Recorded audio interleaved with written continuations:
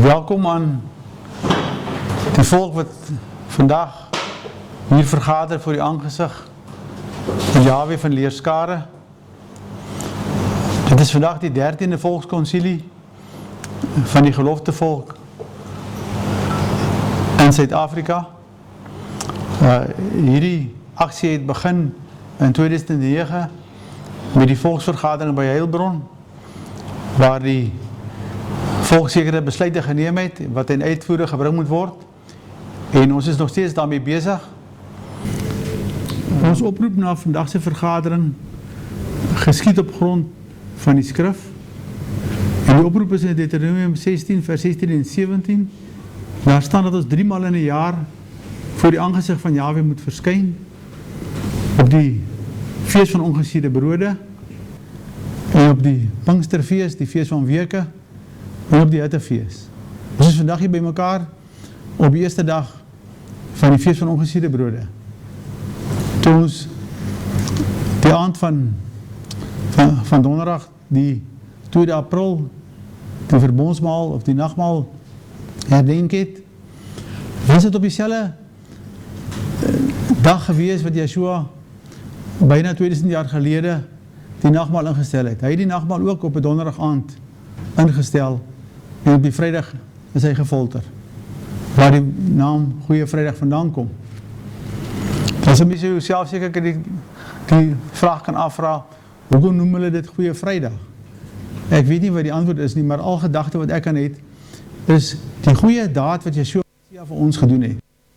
Deur vir ons sondes die verbondsmaal in te stel, die beker van verlossing, sy liggaam as die offer, en dat ons daardeur kan lewe. So vir my is dit 'n dankbare Vrydag, 'n goeie Vrydag kan ons dit dan so noem, vir die verlossingswerk en die vervulling van profesie wat op daardie dag plaasgevind het. Om voor Vader se aangesig te verskyn, kan mens nie net die opdag sonder om jouself voor te berei nie. Ek dink ons almal het in die tyd wat voorlê, of in die tyd wat verby is, ons self voorberei om hier te wees. Ons het beplan om hier te wees. Ons is hier op tyd. En wat die sakelys aanbetref, is die sakelys saamgestel deur raadpleging en lotbeslissing. Hoekom doen ons dit deur raadpleging en lotbeslissing? In die volksvergadering van 2009 was een van die besprekings, was een van die besluite dat ons moet 'n teokratiese komitee tot stand bring, en hulle moet 'n konsep teokratiese grondwet uitwerk, en daar staan, en dat ons moet 'n teokratiese regeringsbestel vestig. En dit het toe 'n paar jaar later plaasgevind, en het die komitee wat by Vegkop deur die volk aangewys is, 'n teokratiese komitee geword op sterkte van die besluite.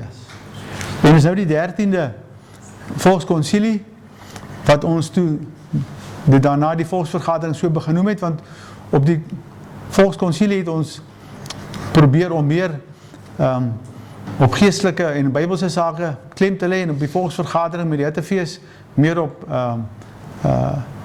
kan per se volksraads aangeleenthede, maar mettertyd het dit so geraak dat byna die volksvergadering en die volkskonsilie net uit skrifgedeeltes bestaan. Nou, hoe ons dit saamstel, ons as komitee kom by mekaar, dan lê ons moontlike onderwerpe aan hom voor, en elke moontlike onderwerp word dan oor geraadpleeg.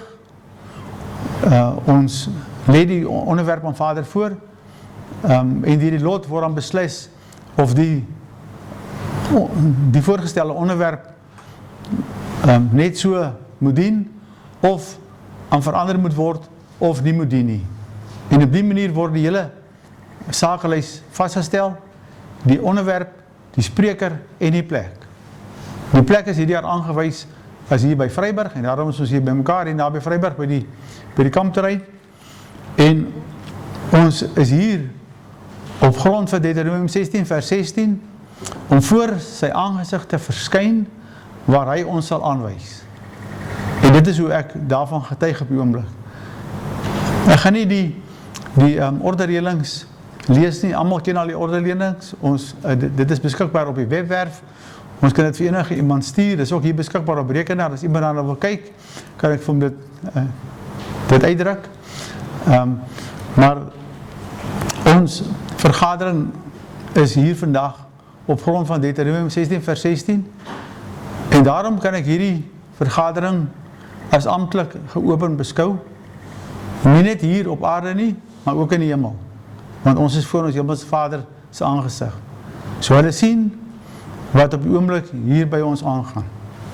Ons is baie dankbaar dat ons hierdie noue verbintenis met ons hemelse Vader het, en daarop kan steun, en daarop kan voortbou, en hom daardeur kan loof en kan eer.